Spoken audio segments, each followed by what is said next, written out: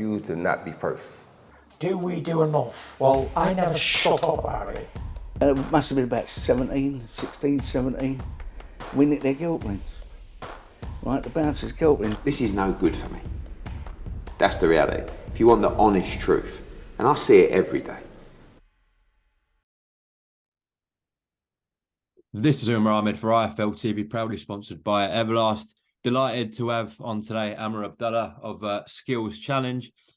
Lots to discuss, Amer. We'll get stuck into it. But firstly, you just returned back to Las Vegas from Guadalajara. How was Canelo Ryder? How was Mexico?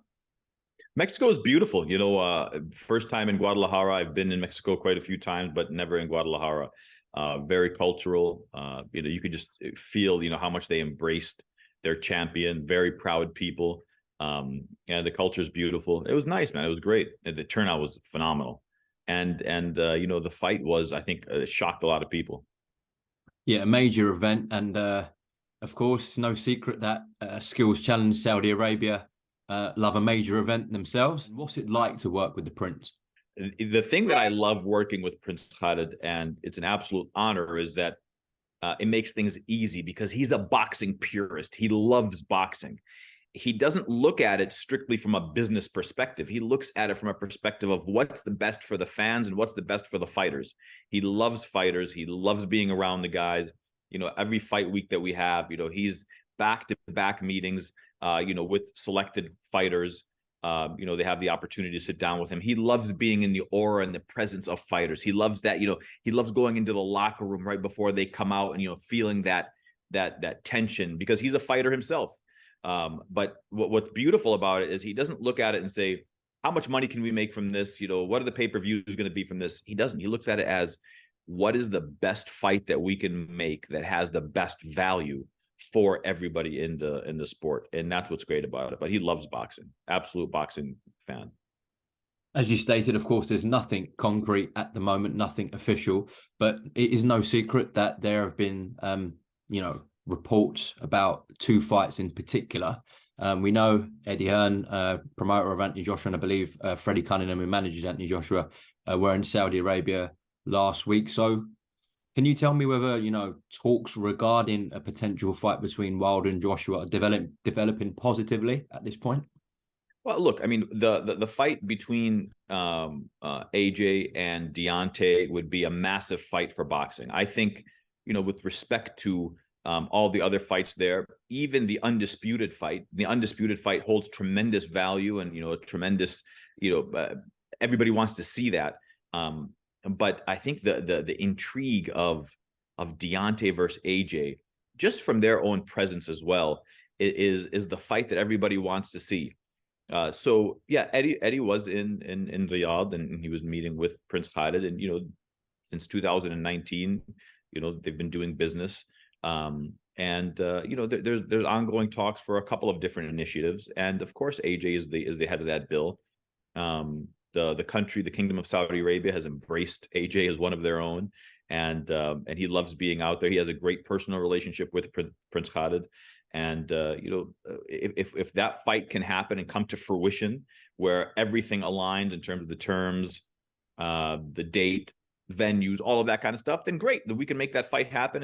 And you know, of course, Wilder's team, Shelly, I have a great relationship with. Deontay, I have a great relationship with. Deontay came to the Kingdom for the Paul Fury fight, and you know, loved being there, and you know, we stay in constant communication. So that's an easy fight to make. It's not a difficult fight to make. So I'm hoping that, you know, in the next couple of weeks we can get some headway there. I'll be heading back to Riyadh, inshallah, in the next couple of weeks, and we'll sit down and we'll put the plan for Q3, Q4, and then start with our potential Q1, Q2 initiatives too. Of course, yeah, you've done a couple of fights with Anthony in Saudi Arabia. We know the relationship is fantastic there with Matchroom and Anthony's people. As you said, Deontay was in town in Riyadh for the Jake Paul Tommy Fury fight. Haven't done a fight with him before, but from what it seems like, the relationship is also great there as well. What's it been like, you know, having conversations with Deontay and Shelly thus far? Oh, Deontay's a beautiful guy. He really is. Just genuinely a good soul. good people around him. Shelley's a great guy. Of course, Shelley's a legendary manager in the sport, having dealt with, he doesn't need an introduction.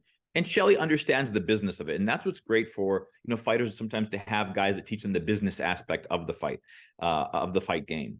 But Deontay makes the decisions at the end of the day. And Shelley even says, I'll advise him, 1, 2, 3, 4. And at the end of the day, it's the Deontay Wilder business, it's Bronze Bomber Enterprises. That's how it works. And that's how it should work. The fighter should always be the president of his cabinet, the president of his country, and then have a cabinet delegated to different things, one for his business practices, endorsements, sponsorships, taxes, investments. He should have the marketing. He should have that. But at the end of the day, they all report to the fighter. It should never be where the team is in charge of the fighter. The fighter is in charge of the team, and he'll make the ultimate decisions. And that's exactly how it is, by the way, with Deontay. But he surrounds himself with great people. Of course, he's got a great advisor in Al Heyman. He's got a great, manager in Shelley Finkel. And, hopefully we can make something happen with them. We would love to do a fight with them. I believe that Deontay Wilder, if he's not the most exciting, he's one of the most exciting heavyweights out there because of, like Emmanuel Stewart said, the late, great Emmanuel Stewart, was knockout sell. And that's what everybody wants to see. That's what every you put, 50, 60, 70,000 people in Guadalajara Stadium to watch Canelo knock out John Ryder. That's what they wanted to see. It was great. And I don't know if you were there, Ahmed, or not, but the both times that Ryder got dropped, the crowd, it was just like everybody was just waiting for that finale. And Deontay Wilder does it better than anybody else. He absolutely does.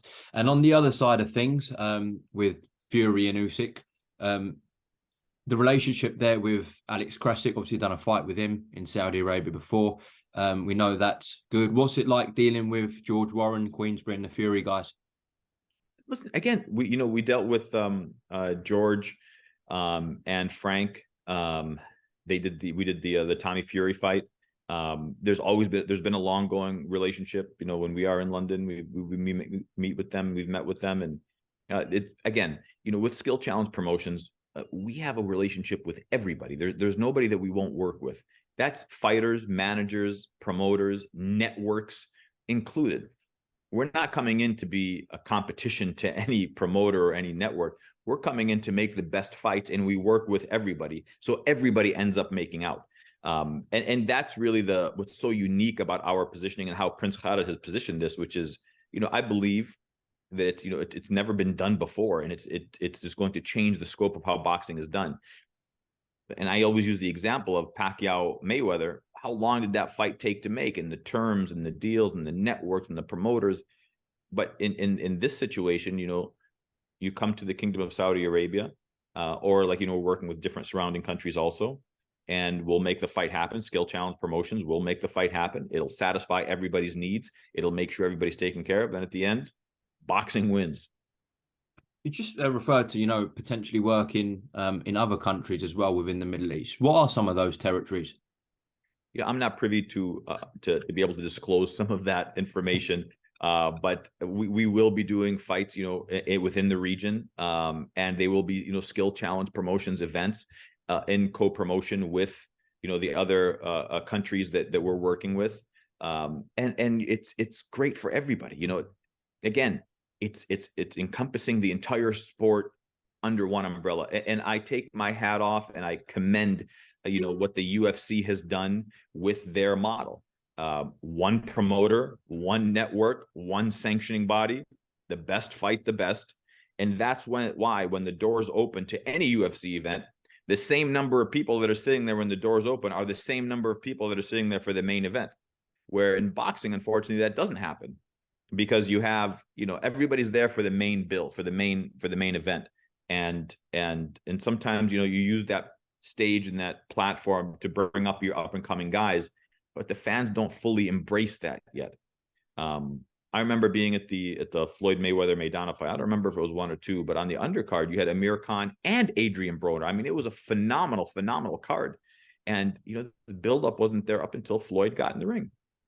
I think that's just how boxing is transitioned, and how it's just kind of laid out. But when you do have the best fighting the best, and that's what the initiative of Skill Challenge Promotions is. of course, hosted by Skill Challenge Entertainment. Prince Khalid's mission.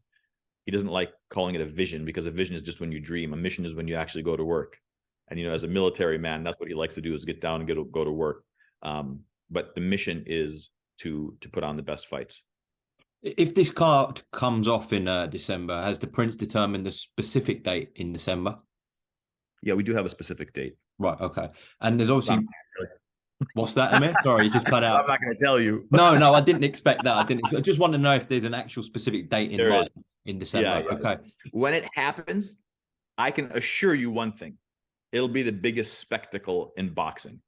The one thing that I have come to appreciate, and I'll even say, you know, humble myself to say, and learn, is what I've been accustomed to doing over the last 35 years, 30 plus years, in the sport, is different than how Saudi does it.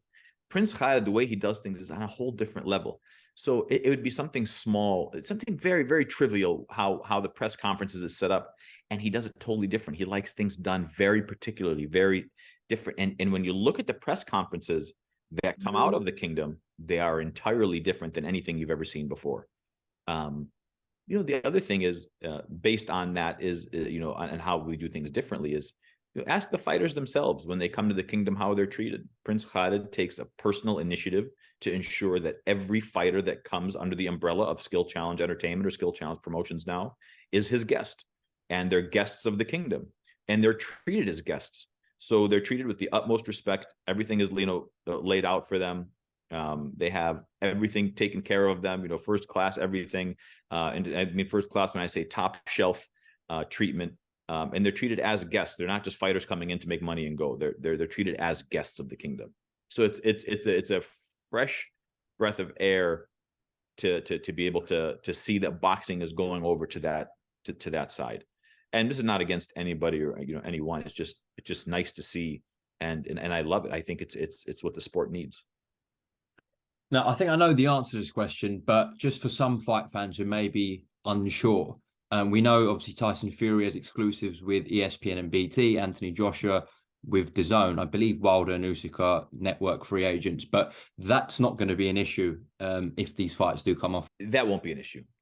Again, because everybody wants the fight to happen, right? And if everybody wants the fight to happen, then everybody will be satisfied. And I'll say it openly. I mean, everybody will financially be satisfied when the fight comes to make it happen. When Prince Khalid puts his, when he lays the hammer down and he says, this is what's going to happen, then we're going to go and have that conversation. But every side that we've been talking to can satisfy the end of their promotional network relationships, and that won't be a problem. Okay. Let me say this: boxing, it shouldn't be a problem. Right. Good to hear. We know Alexander Usyk has got WBA mandatory. Believe purse bids are due soon with Daniel Dubois. There's been reports about Fury fighting Zhang in the summer as well. Don't know what Joshua and Wilder are doing in the summer. There's been no really speculation about that. Just wondering if one of those guys that I've mentioned, those four guys, had a poor performance, would that affect things for December potentially? Again, that's what I'm saying is, there's a lot of things. Everybody's saying, what's the date? What's the venue? Where are they fighting? What's the purse? There's so much time. I mean, we're here in May and you've got all the way until December. There's a lot of time. These guys have to stay active. These guys could be injured. If AJ heads back down to Texas and maybe spend some time with his new trainer in the new camp, or if he opts, if the team opts to fight him sometime in the summer to keep him active, to get him back in there, those are all dynamics that could happen in the sport that you don't know. And what if, God forbid, I say God forbid, but what if, the situation happens that one of these guys lose? Yeah. I wouldn't say a poor performance would disqualify it. I would say a loss would probably more than likely disqualify it. And that's why everybody has to be very careful of, the moves that they make. And at the end of the day, we'll lay out the offer, and it'll be up to them to make sure that they come to the table correct. And when they come to the table correct, meaning that, there isn't anything that has to be justified or talked about, because Prince Khalid loves a good story. He loves a good story and a build-up to the fight. And each fight that we're talking about has that kind of a build-up. Again, I'm telling you, the sport wins when these kinds of fights happen. I'll tell you, even, and I'll disclose it now that it's passed, the Jake Paul Tommy Fury fight. The reason that Tommy Fury was chosen as the opponent for Jake Paul, and everybody comes out of the woodworks for Jake Paul. It's hitting the lotto for a relatively, no disrespect to Jake Paul, because I love the kid and I love his team, but a relatively, safe fight. When you talk about guys that have, the kid's got 8 fights, it's not a difficult fight for the kind of money you're talking about. And everybody's gunning for this guy. Everybody. I mean, I'm telling you, the phone doesn't stop ringing about the Jake Paul fight. Everybody wants to hit the Jake Paul lotto. So when it comes to that, he has, and Jake is the A side, be very clear about it. He has options on who to fight. But the one that made the most sense was Tommy Fury, because the story fit. There was a buildup. He's a real boxer. And I use the word real as in that's, he's not coming from the YouTube and the influencer world. That fight makes sense. And that's why Prince Khalid wanted that fight in particular. It was a fight that made sense. It had the storyboard behind it. I don't know, what happens if a guy loses, if they fight in June, July? Is there a story to even build up? I mean, it's a rhetorical question that I think everybody can satisfy that answer by saying probably not. Yeah, of course. At this point, it would be, I'm going in there for a money grab. Everybody wants to see the best Deontay versus the best AJ. Everybody wants to see the undefeated Usyk against the undefeated Fury. That's what people want to see, the undisputed fight. You know what I mean? Sorry, the undefeated, for the undisputed belt. That's what they want to see. What if Usyk makes a mandatory, the WBA mandatory, and I don't know if it's Dubois or not. I heard, there's some different things of Dubois maybe not being able to fight. I don't know. But what if Dubois upsets Usyk and takes the WBA? Now it's not undisputed anymore. Does that have as much valor? Does that have as much, zest as an undisputed fight? I mean, that's for the fans to answer, and I think that everybody probably understands that answer. Yeah, loads of variables still clearly before we get to that point. It'd be a dream to see those 2 fights on the same night, on the same card. For some reason, if one of those fights isn't, able to come to fruition, I'm guessing you guys would still look at, if the other one can be made, just do that fight, essentially. Again, if it'll come down to Prince Khalid and what he decides he wants to do. So the way that it works, and just to let everybody know, is Prince Khalid and I sit in a room and we have a game plan, and we have, of course, the chief operating officer that'll help us identify the dates that are available, and of course, as long as it's aligned with what Prince Khalid wants to do, and he'll say, Amer, what are the fights that we can make for these timelines? And I'll say, Your Highness, 1, 2, 3, 4, 5, 6, 7, 8, 9, 10, 11, 12. These are the options for each event, each fight. And he says, I like this fight, I like this fight, I like this fight, make that fight happen. And once he pulls the trigger and he rolls out, what it looks like from every perspective, financial, timeline, whatever, we make the fights and it's over. It's a very seamless process. It's just a matter of, again, it's not about, will this network allow this? Will this guy do that? It has nothing to do with that. It's more, do the fighters want it? The promoters want it? Great. And obviously everybody will make out. So the answer to your question is, it all depends on what Prince Khalid ends up saying that he wants to have done. Maybe he wants the double bill. Maybe he wants a triple bill. Maybe he wants a single fight. I can't answer that for him. Right. Okay. Just out of interest, what you said earlier about some figures you heard. Were you referring to Simon Jordan's reports on TalkSport? Yeah.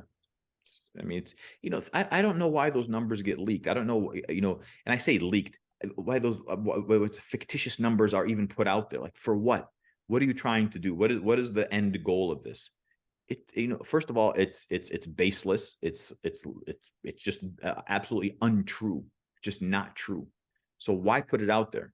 I heard this. Well, I mean, unless you, again, and that's why I keep saying this, and I say it with all due respect, until an official release comes from Skill Challenge Promotions, it's just talk. And it's based on zero, and I mean zero, factual evidence or truth. Zero. Like, we were laughing about it when we saw it. Yeah, I've seen some people saying X fighter is earning $100 million, X fighting is earning $30 million. If you've not even discussed figures, then that says it all. Not once.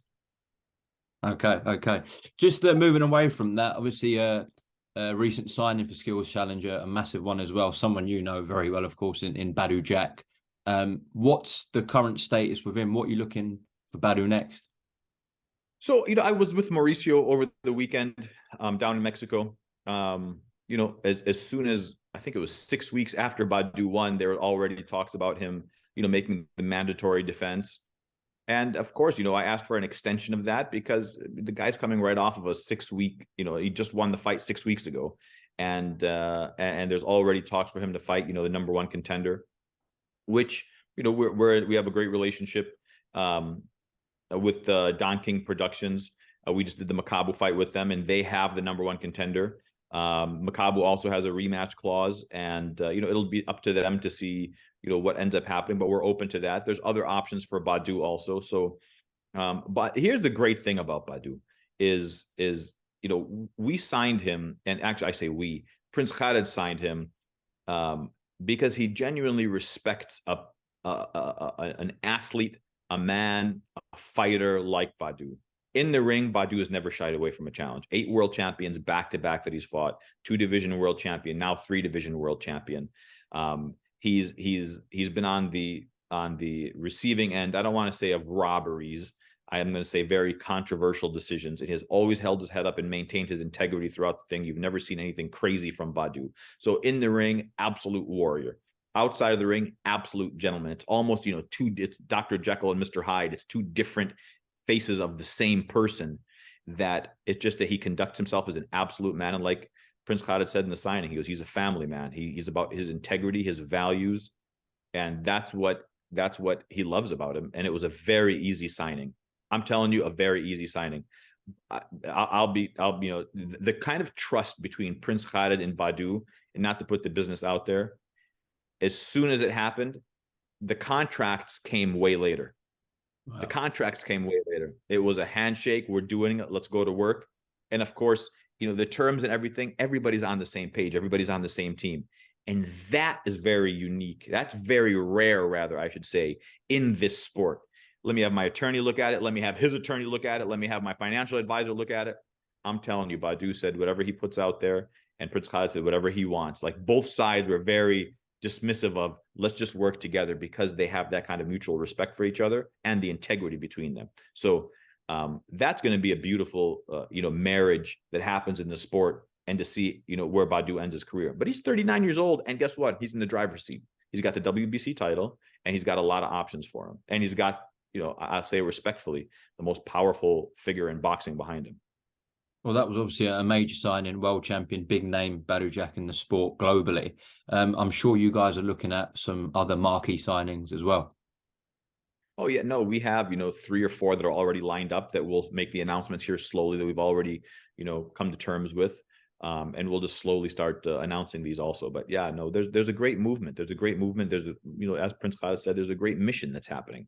And that's that mission of Skill Challenge Promotions, and to make the best fights for the fighters and for the fans.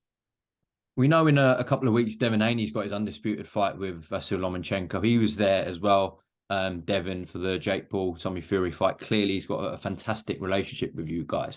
Is that something you guys would love to do in the future, work with Devin Haney and have some fights in Saudi Arabia with him? I'll tell you, Prince Khalid loved Devin. He was over at the house, the palace. I say house, the palace. He was, they had, they spent the week together, and they hit it off great. And that's exactly what I knew would happen, because I know Devin. I've known Devin since he was a kid here in Vegas. And I wanted him to kind of come to Saudi, and Prince Khalid, of course, rolled out an invitation to him, and of course Devin was, without hesitation, came on board. So it worked out great. It worked out great for everybody. Would we love to work with Devin? I think that that absolutely is something that could happen. We have a great relationship, with Bill, his father, and their mindset and their projections are where it should be. Let's put this kid on the biggest stages in the world. Let's get him paid the most money. Let's have him fight the biggest fights. So it's not like they're asking for a lot of money and then they're fighting, B-class guys, C-class guys. No, they want to fight the best guys, and they want to be compensated the best. And I think that, that relationship with Skill Challenge Promotions satisfies all of those boxes and checks all of those boxes. So would that is that something that's on the radar? Of course it is. You know, all of those elite guys are on the radar because they're elite guys. If they weren't, we wouldn't be having this conversation. But Devin's got his hands full in Vasily Lomachenko, you know, next week, May 20th, or 10 days rather. And we'll see, you know, what happens there. But I expect a very favorable outcome for Devin. And, you know, we have a great relationship with Aegis and you know, Lomachenko's team. So we're happy that the fight was made. And kudos to Top Rank for pulling it off. Between now and the end of the year, how many cards on estimate do you think you guys are going to stage in the region? I'm hoping that we can do at least one a quarter. But again, it all depends on, you know, what direction Prince Khalid wants to go in and what fights are to be made. I mean, it could be 4, it could be 2, could be just the one. It all depends on, you know, when we go back to Riyadh, God willing, you know, we'll sit down and we'll kind of plan all of that out and be able to lay it out. But the region's going to be very exciting. Trust me.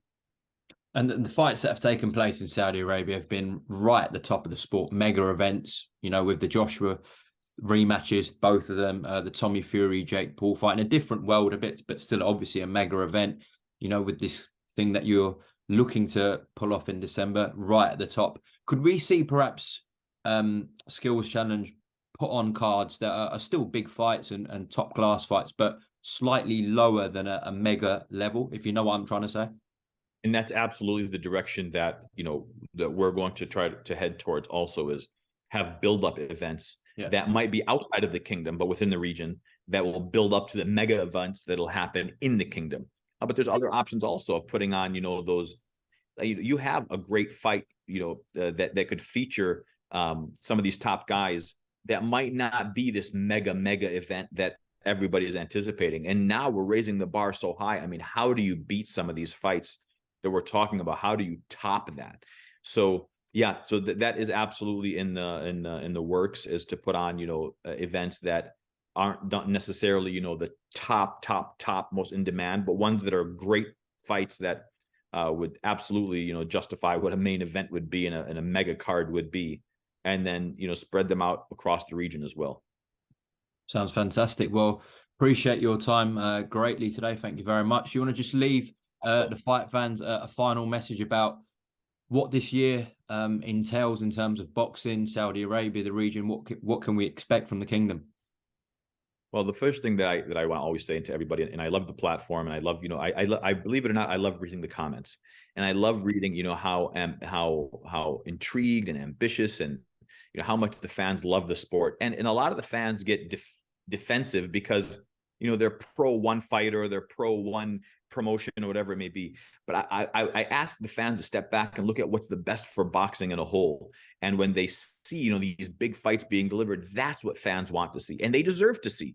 You know, there's nothing more frustrating than a boxing fan and a boxing purist that, you know, pays their hard-earned money to watch these pay-per-views, and then a dud of a fight goes off, or, you know, it's just a lackluster event, a lackluster bill. You know, the undercard, the co-features are all, you know, lame. It hurts. It hurts. And I think that's why the sport a lot of times gets that black eye, is because it just looks like a money grab.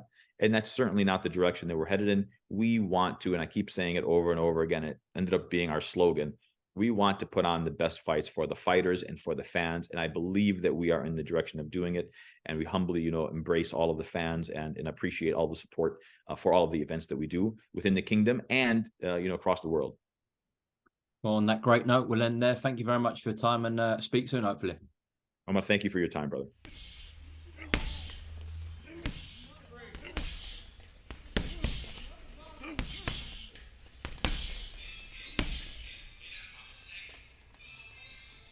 I refuse to not be first. Do we do enough? Well, I never shut up about it. It must have been about 16, 17. We nicked their guilt rings. Right, the bouncer's guilt ring. This is no good for me. That's the reality. If you want the honest truth, and I see it every day,